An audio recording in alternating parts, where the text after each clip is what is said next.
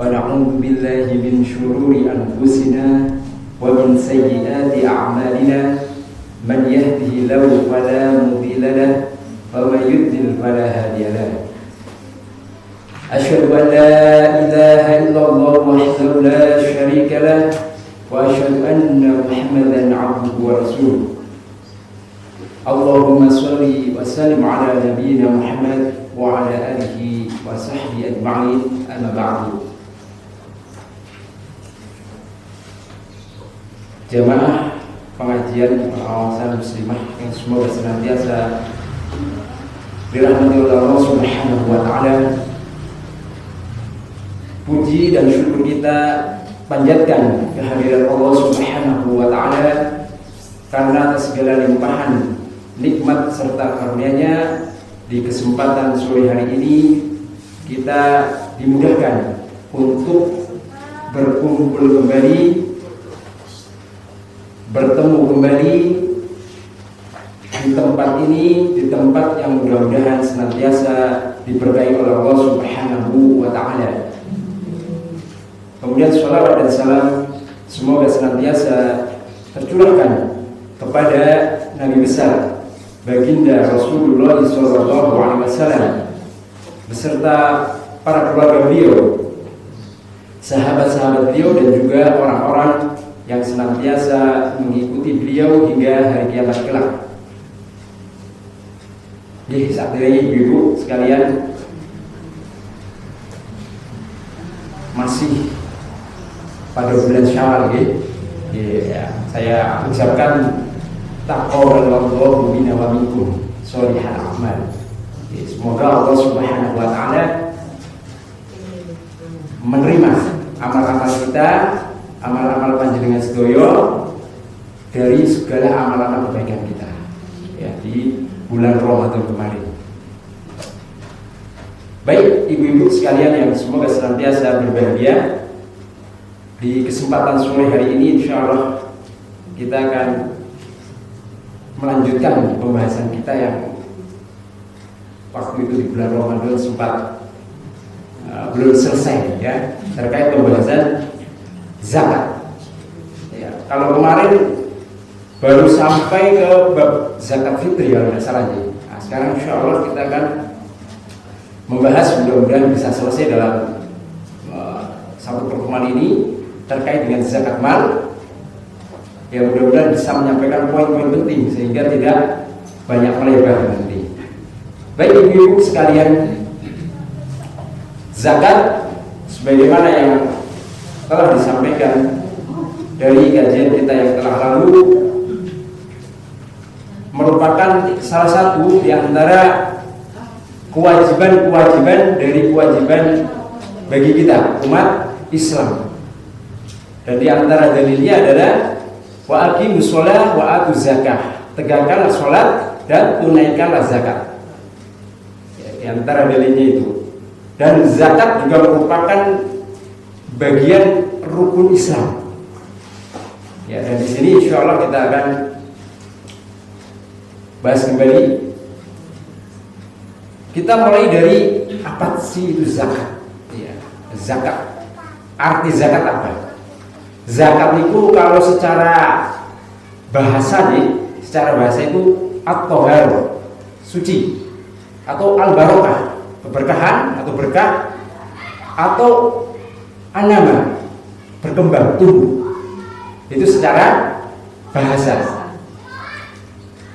Kalau secara istilah syariat, dia adalah kadar tertentu dari harta tertentu yang dikeluarkan pada waktu tertentu dan diberikan kepada golongan tertentu, yaitu zakat. Jadi kadar tertentu dari harta tertentu dikeluarkan pada waktu tertentu untuk golongan tertentu. Jadi semuanya kaitannya dengan apa?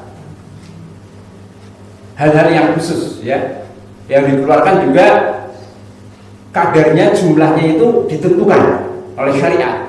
Kemudian harta-harta yang wajib zakat juga sudah ditentukan apa aja. Kemudian juga dikeluarkannya pada waktu tertentu. sudah sudah melewati 1 tahun bulan Hijriah. Ya, kemudian atau kalau zakat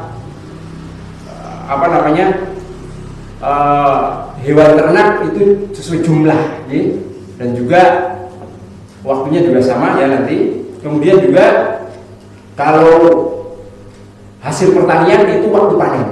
Nah, kalau hasil pertanian nanti dikalikan, tidak harus menunggu sampai dengan perputaran 12 bulan Hijriah, tapi waktu panen. Kalau mencapai nisab, mencapai kadarnya.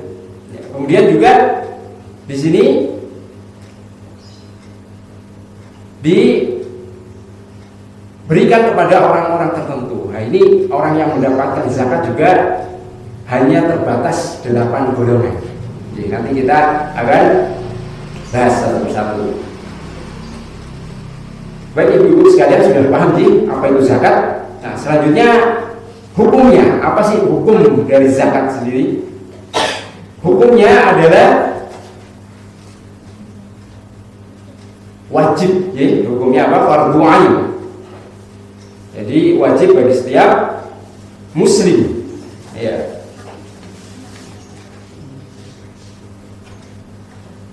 Di sini di antara dalilnya sudah tadi disebutkan bahwasanya kita diperintahkan untuk menegakkan sholat dan juga zakat, dan masih banyak dalil-dalil yang lain. Ya, di antaranya adalah waladina yabrizuna dhahaba wal fiddah wa la yunfiqunaha fi sabilillah fabashshirhum bi'adzabin alim. Ya, dan orang-orang yang menyimpan emas, kemudian perak, kemudian mereka tidak menginfakkan, menzakatkan di jalan Allah, maka beritahukanlah kepada mereka dengan azab yang pedih. Maka ketika sesuatu itu ada ancaman, itu berarti menunjukkan perkara itu adalah perkara yang harus wajib, seperti itu. Karena tidak mungkin kita mendapatkan ancaman yang keras kecuali perkara itu memang sangat ditekankan. Begitu Ibu. Ya, itu di antara dalilnya. Jadi zakat hukumnya itu fardhu ain. Ya. Kemudian apa sih sebenarnya hikmah dari zakat? Ya, hikmahnya. Di antara hikmah ketika kita mengeluarkan zakat adalah yang pertama ta'abudi, yaitu menaati daripada perintah dari Allah Subhanahu wa ta'ala. Hikmahnya itu yang pertama. Ya. Hikmah kedua adalah untuk mencegah, menangkal dari sifat bakhil ataupun kikir. Ya, jadi untuk mencegah, menangkal dari sifat apa? Bakhil dan kikir. Itu yang kedua. Kemudian hikmah yang ketiga adalah bentuk syukur kita kepada Allah Subhanahu wa ta'ala. Ya, itu karena kita sudah ada diberi nikmat yang begitu banyak dengan harta yang banyak, kemudian di antara wujud syukur kita adalah menginfakkan sebagian rezeki kita. Ya, kemudian yang keempat adalah untuk menumbuhkan kecintaan di antara manusia. Ya, biasanya kan kalau semacam hadiah saja, kalau kita saling memberi hadiah sudah menumbuhkan rasa cinta. Seperti itu ya. Sama zakat, ketika kita kepada orang-orang yang membutuhkan, orang-orang fakir, miskin, kemudian kita memberikan zakat kita, maka insya Allah akan tumbuh kasih sayang, tumbuh kecintaan di antara kita semua. Iya. Kemudian di antara hikmahnya juga adalah tadhir lil qalb, yaitu mensucikan hati. Ya. Mensucikan hati. Nah, itu di antara hikmah-hikmah dari zakat. Ya, dan tentunya masih banyak lagi Ibu. Nah, jadi kita sebutkan sebagian saja untuk menyingkat waktu, dan insya Allah apa yang disampaikan dari hikmah tersebut sudah mewakili ya, dari hikmah-hikmah ketika kita mengeluarkan zakat atau hikmah dari zakat. Baik, kemudian kita masuk ke golongan orang-orang yang mendapat zakat. Siapa saja sebenarnya orang-orang yang mendapatkan zakat itu? Ya, di sini ada berapa Bu? Sudah hafal? 8 golongan. Ya, bagus, 8 golongan. Ya, di sini di dalam sebuah firman Allah Subhanahu wa taala, Allah mengatakan, Allah berfirman, "Innamas shadaqatu lil fuqara'i wal masakini wal 'amilina 'alaiha wal mu'allafati qulubuhum wa fi riqabi wal gharimina wa fi sabilillah wa ibnis sabil." Ya, di sini disebutkan bahwasanya sedekah itu, zakat itu hanyalah untuk orang-orang fakir. Satu, yang pertama orang-orang fakir. Kemudian yang kedua orang-orang miskin. Kemudian yang ketiga adalah amil. Ya, amil zakat, orang yang bekerja mengumpulkan, membagikan, ya, amil zakat. Kemudian orang yang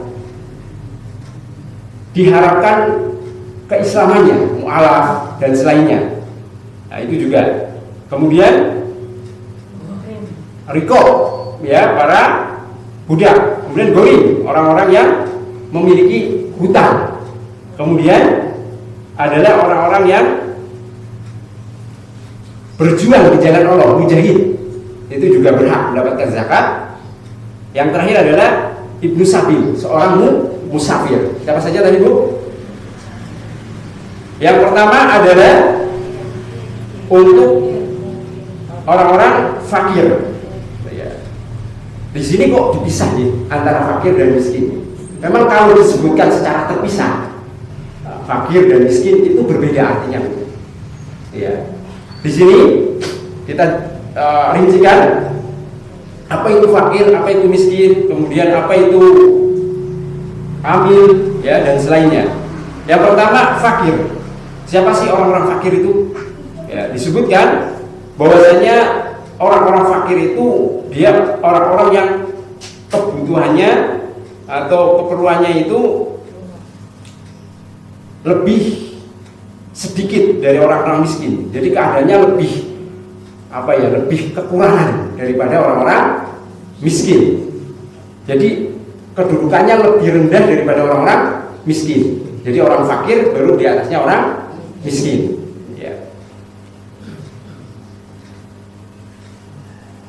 Di sini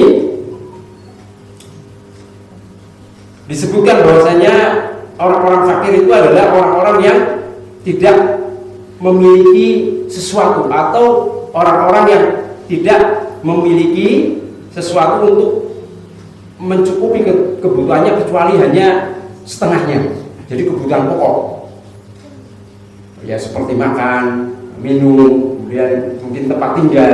Nah, mereka itu tidak memiliki kadar penuh untuk mencukupi semua itu kecuali hanya setengah, ya, dari kebutuhannya. Tentunya kebutuhan pokoknya di sini. Itu orang fakir. Sedangkan orang miskin itu lebih di atasnya lagi. Jadi mereka itu memiliki, ya, sesuatu untuk memenuhi kebutuhannya, tapi hanya sampai kadar setengah atau lebih. Ya, misalkan kebutuhannya 1 juta per bulan, mungkin mereka hanya memiliki sekitar 600 atau 800. Jadi nggak sampai selesai 1 juta, kurang dari itu. Ya, itu dikatakan miskin. Tapi kalau orang-orang yang fakir tadi, misalkan kebutuhannya 1 juta, berarti hanya 500 paling banyak. Artinya masih butuh setengah lagi untuk memenuhi kebutuhan pokoknya.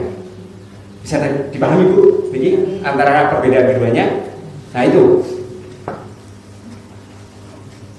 Kemudian yang ketiga dari orang-orang yang termasuk bagian memiliki hak untuk mendapatkan zakat adalah al-amiluna 'ala zakat. Amil. Ya, amil zakat kan tugasnya apa Bu? Yang menampung, membagi, menjaga zakat. Nah, itu. Dan alhamdulillah pemerintah sudah ada ya. Apa Basnas namanya? Nama kalau di sini. Basnas di Badan Amil Zakat ya, itu amil termasuk. Kemudian yang keempat adalah al-mu'allafah qulubuhum. Orang-orang yang diharapkan untuk apa? Masuk Islam, ataupun orang-orang yang dia itu sudah Islam tapi keislamannya itu belum kokoh. Jadi masih ada kegoyangan dalam hatinya. Nah, ini wajib, jadi berhak mendapatkan apa? Zakat. Atau pemimpin suatu kaum, kemudian dia orang itu ditaati. Nah, kemudian kalau dia diberikan zakat, maka akan banyak pengaruh pada pengikutnya. Misalkan, Islam bagus, ternyata Islam agama yang mantap. Kemudian orang itu menyeru kaumnya untuk masuk Islam. Nah, itu boleh juga diberikan. Kalau ada pemimpin kaum, kemudian dia memiliki pengaruh besar pada pengikutnya, ditaati, dikeluarkan kepada mereka juga boleh. Itu termasuk yang bagian mu'allafah qulubuhum. Atau orang-orang yang diharapkan keislamannya. Ya, jadi ada orang kafir, kemudian dia lemah misalkan secara ekonomi. Kemudian kita ingin membantu, mudah-mudahan dia melembut, kemudian tertarik dengan Islam, lalu masuk Islam. Itu juga boleh. Jadi diberikan harta zakat. Ya, itu diantara bagian dari kelompok alafah dan selainnya tentunya. Kemudian yang kelima adalah arikob. Ya, jadi itu budak. Ya, arikob itu budak yang dia itu oleh tuanya atau dia sendiri menginginkan kebebasan. Jadi dia mengumpulkan uang untuk membebaskan dirinya sebagai budak. Nah, ini juga dia berhak untuk mendapatkan zakat. Nah, ini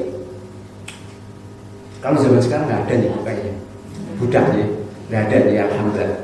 Ya, itu mereka berhak juga. Kemudian al-ghorimun, ya, ghorim. Nah, ini dibagi menjadi dua. Yang pertama adalah orang yang dia berhutang untuk mendamaikan dua kelompok yang berseteru. Ya, jadi dia sebagai penengah. Ya, mungkin dalam mendamaikan keduanya itu butuh uang banyak, kemudian dia hutang. Ya, berhutang. Nah, ini termasuk ghorim dan orang tersebut berhak. Meskipun kaya ya, Bu. Misalkan orang itu kaya, tapi dia berhutang untuk mendamaikan dua orang yang berseteru, atau kelompok ini dengan kelompok ini berseteru, dia ingin mendamaikan. Tapi mungkin jalan mendamaikan salah satunya dengan harta. Nah, dia harus mengeluarkan harta sekian, dan harta itu dengan cara hutang. Nah, boleh, dia berhak mendapatkan zakat. Ya. Kemudian yang kedua adalah ya, orang yang dia memang berhutang, kemudian dia tidak mampu untuk membayar hutangnya. Ini juga berhak. Nah, ini monggo yang mempunyai kelebihan dalam harta, kalau memiliki kerabat, ibu kerabat, saudara, kemudian kontrol kredit hutang, bantu ya, dari harta zakatnya coba. Ya. Karena termasuk ya diantara orang yang berhak mendapatkan zakat. Monggo. Jadi dia berhutang, kemudian kok sangat berat sekali untuk membayarkan dari hutangnya. Ini juga berhak. Dan yang ketujuh adalah al-ghazi fi sabilillah. Ya. Jadi orang-orang yang berjuang di jalan Allah, mujahid. Ya. Dan di sini disebutkan juga oleh ahlul ilmu, ya, bahwasanya di antaranya juga orang-orang yang berjuang di jalan Allah itu tidak hanya mujahid yang berperang, bukan hanya, tapi juga termasuk di dalamnya adalah penuntut ilmu. Misalkan kita punya tetangga, punya saudara yang dia menuntut ilmu agama misalkan di luar negeri, ya, kita mau mengeluarkan zakat untuk dia, tidak masalah. Atau di pondok mana, nah, dia kan dalam rangka apa? Menuntut ilmu agama, ya, di situ berjuang. Karena kan ketika seseorang menuntut ilmu agama pada hakikatnya dia berjihad, ya, berjihad. Dia mengangkat kebodohan dari dirinya, kemudian dari ilmu yang dia peroleh juga nanti barangkali bisa didakwahkan kepada masyarakat, ya. Dan di antara tujuan dakwah kan menegakkan kalimat tauhid, kalimat la ilaha illallah, agar orang pada masuk Islam, seperti itu ya. Tujuan jihad. Ketika seorang berilmu kemudian berdakwah juga sama Bu. Tujuannya nopo? Biar orang-orang itu apa? Betul-betul menjalankan syariat Islam, mengokohkan Islam. Nah, ini boleh ya, kepada orang-orang yang mondok, kepada orang-orang yang menuntut ilmu, atau orang-orang yang mengajar ilmu juga sama ya. Orang-orang yang mengajar ilmu itu boleh. Bahkan sebagian ulama mereka mengatakan boleh juga diberikan kepada orang fakir agar dia pergi haji. Nah, ini. Jadi kita memberikan zakat kepada orang yang fakir, tujuannya biar dia bisa pergi haji, boleh. Tapi kan yang memberi zakat belum haji. Ya maksudnya ini kalau kalau kadang kan orang punya harta yang banyak, kemudian kadar zakatnya mungkin bisa mencapai ratusan juta ya. Nah, itu boleh jadi seperti itu. Atau beberapa orang kalau dikumpulkan mencapai itu, ya. Ini boleh. Ini sebagian ulama mengatakan bolehnya untuk memberikan zakat kepada orang-orang fakir untuk pergi haji. Nah, seperti itu. Oke, mudah-mudahan ya, kita semua digunakan juga untuk menjalankan rukun Islam yang kelima. Kemudian juga di antara orang yang berhak mendapatkan zakat yang ke-8 terakhir Ibu, Ibnu Sabil, orang musafir. Nah, musafir. Dia kalau dulu mungkin kehabisan bekalnya berjalan, kemudian boleh kita memberikan zakat kepada mereka. Tapi mungkin kalau umumnya di masyarakat hanya beberapa aja yang kita berikan. Biasanya paling fakir, miskin, kalau anak yatim pun dia kategori itu ya biasanya. Terus apalagi amil mungkin ya, amil. Kalau yang lain-lain sudah pernah belum dipraktekkan? Belum ya, mudah-mudahan. Ya, baik itu ya Bu, 8 golongan yang berhak mendapatkan zakat. Nah kemudian sekarang terkait dengan hukum memberikan zakat kepada akorib, kerabat dekat, keluarga. Boleh nggak Bu? Anak kita, istri kita misalkan, atau suami kita, boleh nggak Bu? Nah, ini saya rincikan ya Bu. Ada yang boleh, ada yang nggak boleh. Siapa saja yang boleh, siapa saja yang nggak boleh. Nah, jadi ada akorib. Ini kalau saudara kita, kerabat kita, keluarga kita masuk 8 golongan ini. Misalkan fakir, miskin, ya dan selainnya tadi, ada yang boleh, ada yang tidak. Ya. Yang pertama untuk walidan. Walidan itu kedua orang tua. Kedua orang tua itu tidak boleh. Kenapa? Karena kita memiliki kewajiban menafkahi mereka. Jadi bukan zakat, tapi nafkah wajib. Kedua orang tua kita tidak boleh. Ya. Kemudian juga ke atasnya lagi, siapa Bu? Kakek, nenek juga tidak boleh. Karena malah justru kita wajib memberikan nafkah, ya. Kemudian ke bawah Bu, anak-anak dan juga anak perempuan. Jadi anak laki-laki dan anak perempuan tidak boleh juga. Kemudian istri juga tidak boleh mendapatkan zakat kita, istri kita, karena orang tua mencakup kakek nenek ya, kemudian anak-anak kita dan juga istri kita di bawah tanggungan bagi laki-laki ya, untuk kewajibannya adalah memberikan infak. Infak namanya nafkah. Ya, nafkah. Itu. Kemudian yang dibolehkan siapa saja? Yang pertama suami. Suami itu boleh. Kalau panjenengan ini punya harta banyak, kemudian kalau suaminya tidak ada kerjaan, kemudian termasuk kelompok 8 tadi, fakir atau miskin, itu boleh kita mengeluarkan zakat untuk mereka. Nah, Dalilnya apa Bu? Jadi dahulu mungkin pernah saya sampaikan di sini. Dahulu Rasul Shallallahu Alaihi Wasallam ketika taklim di masjid, beliau menyampaikan, wahai para perempuan, bersedekahlah meskipun dengan perhiasan kalian. Maka Zainab Al-Thaqafiyah, istrinya Ibnu Mas'ud itu mendengar. Kemudian dia ingin bersedekah berinfak zakat kepada suaminya Ibnu Mas'ud. Ibnu Mas'ud sahabat Nabi yang luar biasa, ulama juga. Kemudian beliau datang ke suaminya Ibnu Mas'ud untuk meminta fatwa kepada Rasulullah. Boleh nggak kalau saya ini berzakat kepadamu? Ibnu Mas'ud malu, jadi suami masa tanya perkara seperti itu. Akhirnya beliau itu keluar ke rumah Rasulullah. Tapi di tengah perjalanan bertemu sahabat perempuan yang lain dari kalangan Ansor, juga ingin bertanya hal yang serupa. Boleh nggak ini istri memberikan zakat kepada suaminya atau berinfak?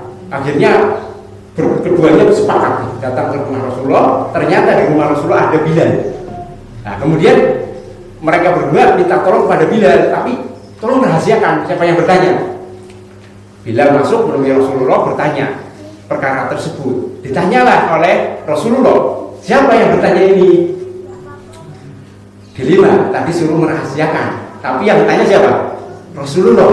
Nah, kira-kira gimana kalau kita suruh merahasiakan, tapi yang bertanya Rasulullah ini? Iya, akhirnya Ibnu Mas'ud karena Bilal itu sungkan, akhirnya menyampaikan, Zainab ya Rasulullah yang bertanya. Zainab siapa? Di kota Madinah itu banyak yang namanya Zainab. Zainab istrinya Ibnu Mas'ud. Ya. Maka kemudian Ibnu Mas'ud mendapat jawaban, "Na'am, iya, boleh, laha ajrun."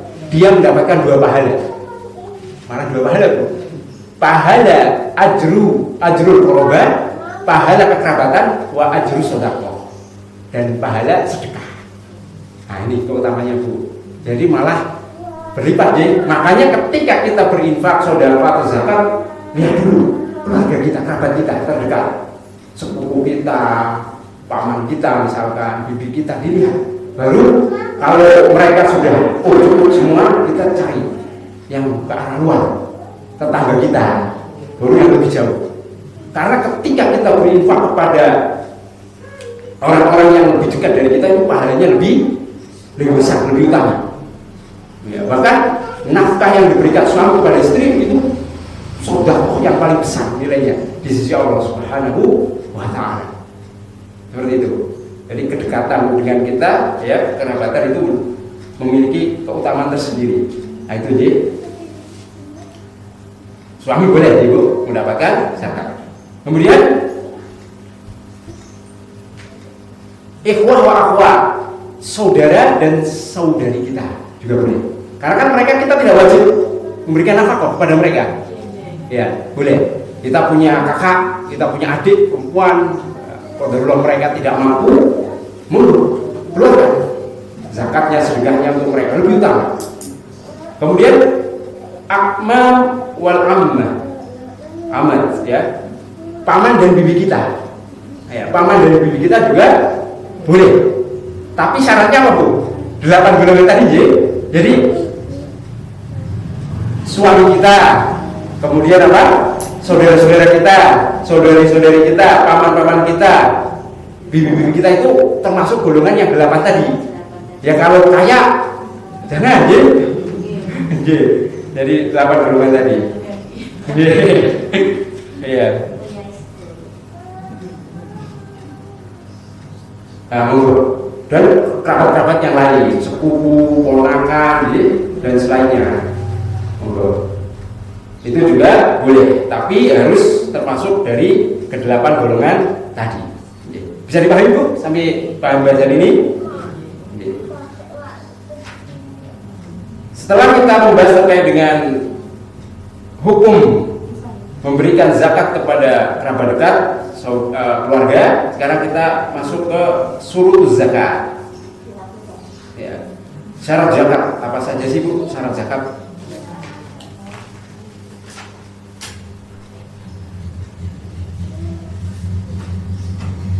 Syarat zakat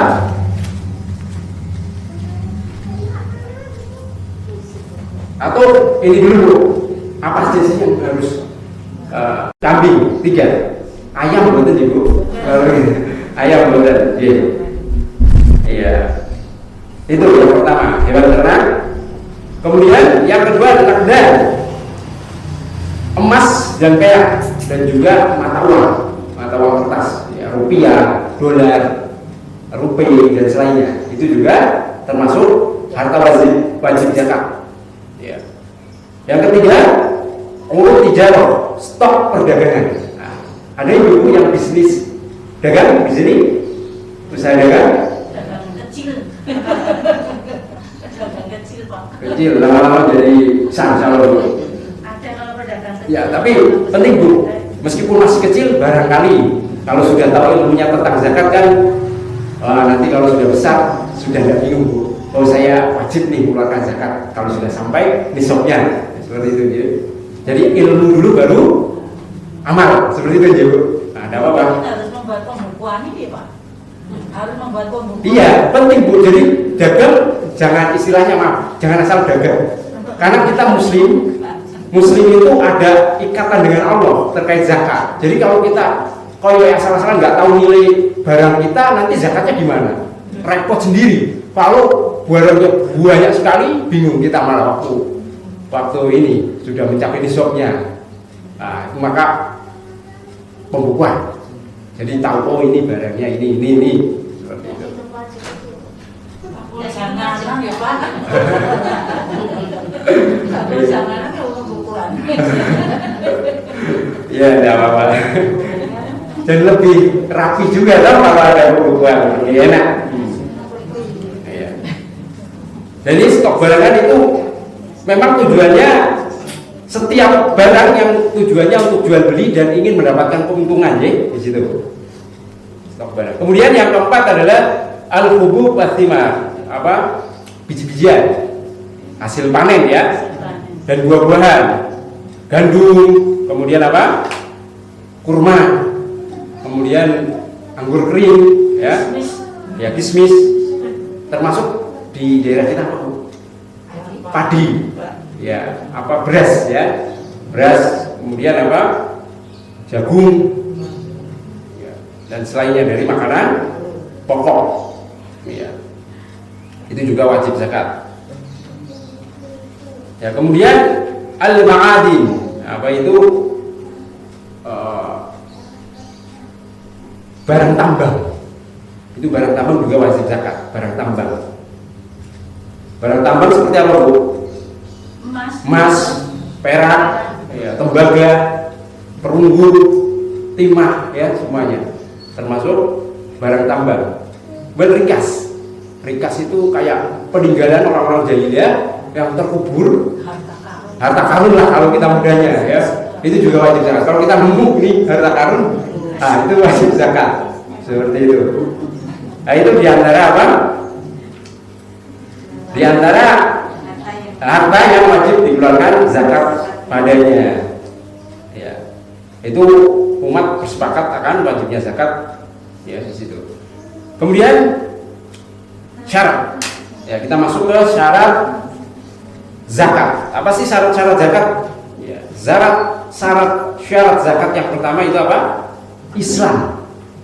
Nah, kalau kita berbicara Islam berarti dia adalah mukallaf. Jadi dia sudah balik, kemudian akil dan beragama Islam.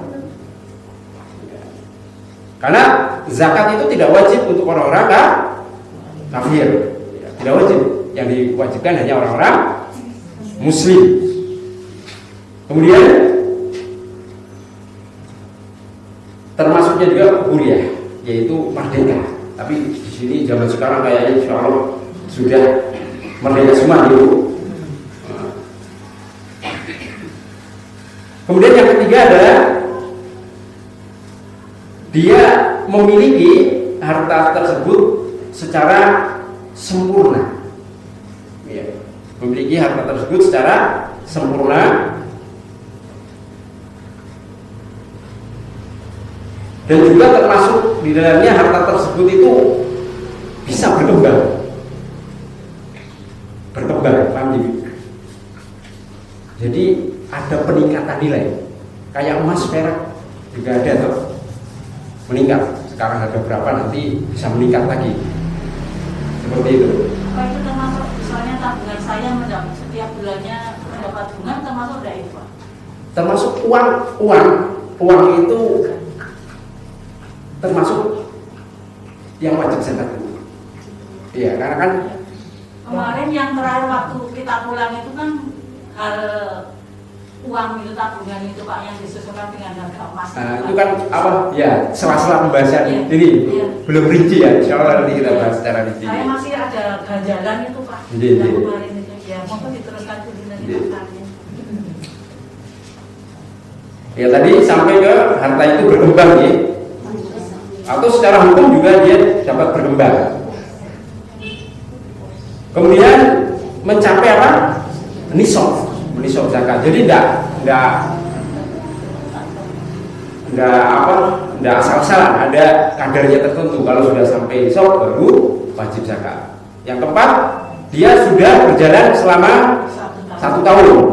Hitungannya bulan Hijriah. Jadi bulan Komariah ya di sini. Nah, itu diantara syarat-syaratnya. Baik, kita masuk ke pembahasan pertama, zakat dhahab wal fiddah, zakat emas dan perak. Ya. Emas dan perak itu ada atau termasuk bagian dari harta yang harus kita zakati. Ya. Dan di sini ada ancaman tersendiri ya, tadi. Kalau mereka tidak mengeluarkan zakatnya maka akan diazab dengan azab yang keras. Ya. Untuk emas itu kapan wajib dizakati? Berapa jumlahnya, berapa besarnya? Yaitu ketika mencapai idza kana 20 misqalan, 20 misqal. 20 misqal itu senilai dengan 20 dirham.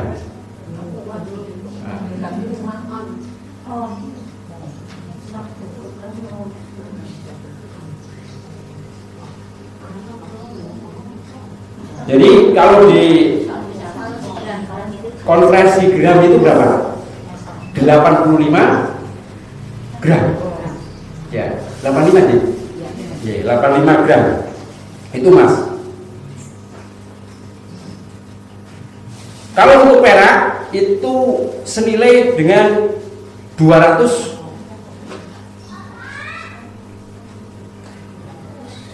Oh maaf, tadi yang emas itu dinar, dinar 20 dinar. Tapi kalau yang perak ini senilai dengan 200 dirham. Tadi kalau emas 20 dinar, kalau dengan gram 85 gram. Nah, adapun yang perak adalah senilai dengan 200 dirham.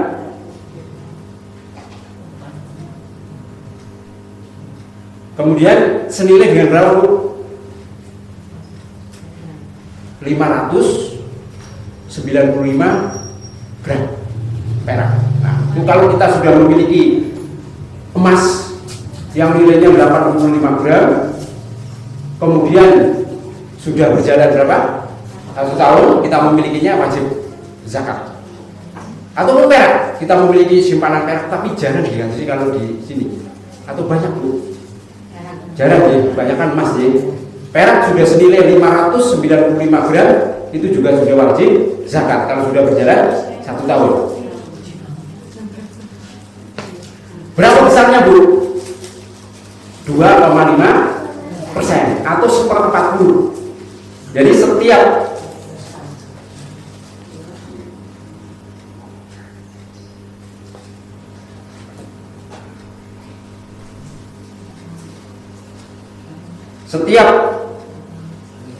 20 dinar itu kita mengeluarkan zakatnya itu dengan setengah dinar. Setengah dinar. Berapa? 85 gram 2,5%-nya atau 1/40 ya? Berapa, Bu? Berapa nih? Enggak boleh kata. Nah ini yang utama sebenarnya dikeluarkan dengan jenis barangnya itu. Misalkan kita punya emas, punya perak, dengan itu yang utama. Tapi boleh nggak kalau kita ganti dengan uang? Boleh Ibu. Terlebih kayaknya ya kalau di masyarakat kita itu lebih cenderung ke uang, gitu. Nah boleh nanti dikonversi uang 85 gram misalkan punya segitu diuangkan berapa, kemudian dihitung seperempatnya berapa, nah, seperti itu. Jadi dikeluarkan zakatnya. Dan kemudian kalau perak tadi nilainya berapa? 595 gram. Itu juga sama, 2,5% atau 1/40-nya. Nah ini kalau ibu-ibu punya perhiasan, gelang, cincin, wajib zakat betul, kalung yang dipakai.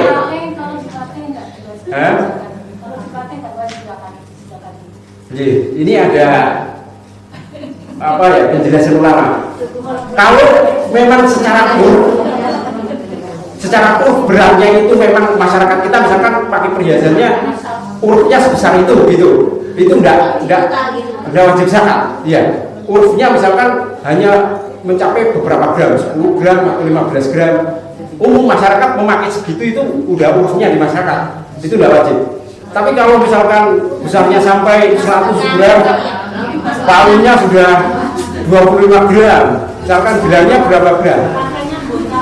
Nah, rapinya gonta-ganti juga, itu wajib dulu keluarkan. Pokoknya kalau keluar dari uruf masyarakat, wajib keluarga zakat. Meskipun misalkan dipakai, misalkan hari ini pakai kalung yang seberat 10 gram, bilangnya 10 gram. Besok lagi ganti jenis lain, antingnya lain. Ya toh. Ya di total kalau sudah mencapai segitu ya nisab wajib. Meskipun termasuk perhiasan yang dipakai. Nah, tapi kalau secara urf misalkan urfnya memang segitu ya tidak wajib masyarakat nilainya. Ya, kalau di luar kelaziman masyarakat baru seperti itu. Tapi bukan enter kan sih. Kalau perhiasan kalau gede-gede ya capek juga gitu. Barangnya.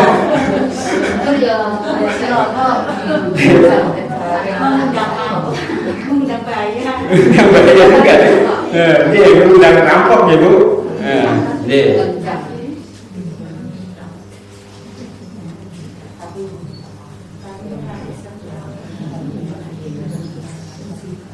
Jelas ya Bu terkait dengan yang emas dan perak. Mungkin satu ada pertanyaan terkait emas perak. Insya Allah jelas ya.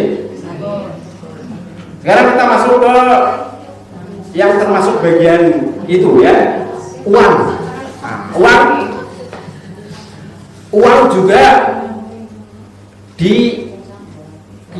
dikiaskan dengan emas dan perak. Kemarin sudah sedikit saya singgung terkait ini. Jadi kemarin saya sebutkan ada ulama yang berpendapat kadarnya itu dikiaskan dengan perak. Berarti kalau uang kita senilai dengan dengan emas. Apabila uang kita sudah mencapai 85 gram emas, kemudian sudah berjalan 1 tahun, baru wajib zakat. Ada juga yang berpendapat mana yang lebih dulu tercapai antara keduanya. Jadi antara emas dan perak. Kalau punya dua-duanya berarti itu ya Pak? Enggak Bu. Jadi ada yang memilih standar terendah. Jadi misalkan kita punya uang Ibu, punya uang tabungan senilai sekian, dan uang itu berjalan 1 tahun, kemudian nilainya itu sudah mencapai nisabnya perak. Tadi perak berapa Bu? 595 gram. Kalau sekarang harga perak berapa Bu? Kalau 10.000 coba kita hitung ya Bu, ambil hitung ya Bu, karena apa?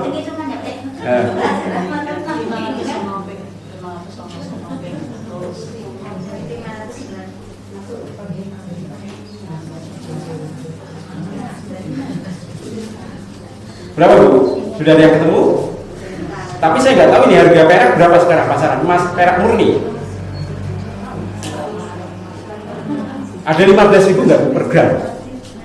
Tidak tahu Pak.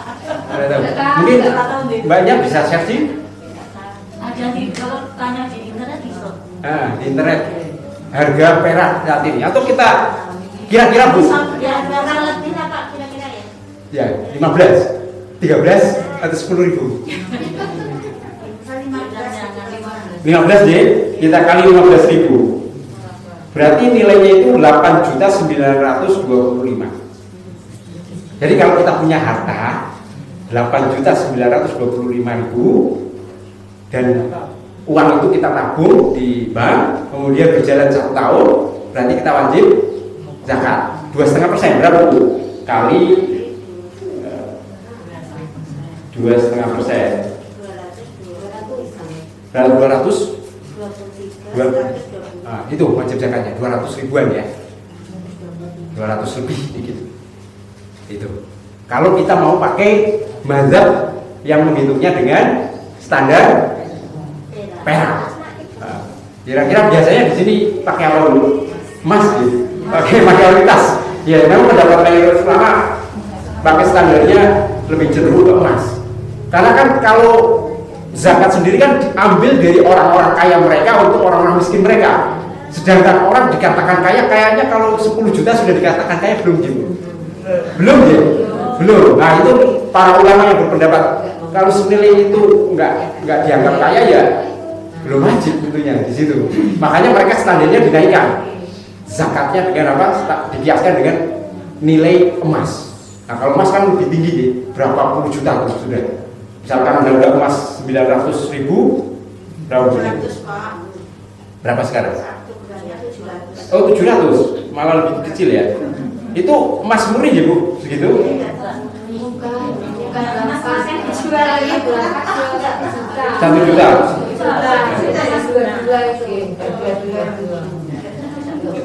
Ya kadarnya ini kalau kita hargai 700.000 itu kita punya harta 59.500.000, 59.500.000 sudah wajib zakat. Tapi harta itu mengendap selama 1 tahun, bulan kemarin dia baru keluar zakat. Nah ini nilainya lebih tinggi. Monggo. Tapi kalau memang ibu-ibu pengen lebih bermanfaat kepada orang lain, orang-orang miskin, dan lebih banyak yang mendapatkan manfaat, turunkan kadarnya. Jadi apa? Pakai merah. Jadi kalau punya 10 juta berarti sudah wajib zakat. 200.000 untuk siapa? Kasihkan orang-orang. Dan pahalanya luar biasa nih Bu. Monggo. Pokoknya niki mawar apa mudah saja untuk kita ini seperti itu. Nah itu dari 2 pendapat. Saya sampaikan semua biar ibu-ibu menggolah pilih yang lebih menenangkan saja. Kalau tenang, wah saya pakai standar perak saja, kiasnya pakai perak. Kalau pula saya pakai emas yang ini aja memudahkan. Kemudian yang ibu-ibu anggap masalahnya lebih besar untuk masyarakat seperti itu. Ini kan kalau yang pakai dengan perak, insya Allah, masya Allah banyak yang harus wajib zakat ini. Iya, karena nilai di bawah 10 juta itu, ya, 10 juta udah harus mengeluarkan zakatnya. Walaupun ya hanya sekitar 200.000 lebih dikit. Monggo. Nah itu terkait dengan zakat apa? Uang. Ya. Sebelum kita berlanjut, ada pertanyaan terkait zakat uang? Kita. Saya Pak. Iya, monggo. Apa ya? Secara nyata saya itu mempunyai uang ya 1 nisab itu Pak. Tapi ada sebagian yang dihutang. Nah, apakah saya harus membayar zakat? Saya punya uang segitu, tapi sebagian kecil itu dihutang. Dihutang. Iya. Nah, hutang itu kan kemungkinan kembali lagi toh Pak. Iya. Nah, itu saya perlu membayar zakat tidak itu? Kalau ibu golak-golak itu beranggapan dia insya Allah bakal membayar hutangnya, wajib zakat. Ya, Jadi yang ngambil utang itu memang benar-benar bukan orang bangkrut yang tidak bisa apapun, sehingga aduh kayaknya ini nggak bakal dikembalikan sampai kapanpun. Nah itu beda. Tapi kalau ibu menganggap ini orang punya kemampuan untuk membayar hutang, keluarkan zakatnya Bu di total. Itu namanya. Seperti itu. Terus ini kemarin kan sudah saya ambil 2,5%-nya ya. Iya. Kan terus selang 2 juta berapa gitu Pak. Iya. Nah untuk mungkin saya tidak bisa menabung lagi karena saya pensiunan Pak. Uang pensiunan itu kan habis untuk makan. Iya. Ya kan terus selang 2 juta lebih itu Pak. Dalam 1 tahun ini kalau saya tidak nambah, saya harus tidak bayar zakat berarti Pak. Kalau dikurangi 2,5 juta, kemudian pun tidak mencapai nisab kan otomatis Bu nggak wajib. Tidak wajib lagi. Tidak. Terus bagaimana dengan ya saya dan ibu-ibu yang pensiunan ini ya Pak, mengenai penghasilan tiap bulannya itu, kalau belum ada 1 tahun, sisanya tidak ada sekian juta tadi 85 juta, misalnya kan tidak perlu membayar zakat ya Pak ya. Jadi kalau pakai kiasnya emas, jadi kalau kiasnya emas Ibu, kalau ngambilnya kiasnya emas seperti itu. Perak wajib. Misalnya kalau saya kurangi 2,5% itu bukan zakat untuk bersedekah itu boleh ya Pak ya? Boleh. Ya boleh. Kalau untuk misalkan bukan zakat ya Bu, Iya. Ibu pengen sedekah lah, tak ambil 2,5% untuk apa itu. Dan ini perlu diperhatikan juga Bu. Jadi Ibu nanti harus update harga emas setiap tahun itu ya, yang mengeluarkan zakat ini harga emas berapa. Baru dihitung mencapai nisab enggak gitu. Harus ada update harga emas karena kan berubah gitu. Iya. Kadang mungkin tahun ini mencapai nisab, tapi bisa jadi kenaikan emas luar biasa, naik sangat tinggi sehingga 1 gramnya bisa sampai 2 juta misalkan. Kalau dulu ketika kita kali uang kita nggak sampai sekadar emas tadi 85 gram nilainya, ya berarti nggak wajib seperti itu. Jadi harus saat itu harga emasnya berapa, Ibu update. Jadi seperti itu harus. Karena alhamdulillah ya, saat ini kayaknya gampang loh nyari nilai harga emas per gramnya. Tinggal klik di internet harga emas hari ini, nah nanti akan muncul seperti itu. Monggo. Masya Allah. Ada pertanyaan lagi? Kalau tidak saya tutup soalnya sudah jam 5. Berarti nanti zakat huduk simar, buah-buahan, biji-bijian hasil panen itu dan sampai 3 lagi kalau tidak salah ya. Insya Allah kalau diberi kesempatan kita masih sehat semuanya, kita lanjutkan di pertemuan berikutnya ya Bu. Baik, saya akhiri. Ada kurangnya ya kami mohon maaf yang sebesar-besarnya. Kebenaran hanya milik Allah Subhanahu wa taala. Kesalahan datanya dari diri saya dan dari setan. Wabillahi taufiq wal hidayah. Wassalamualaikum warahmatullahi wabarakatuh.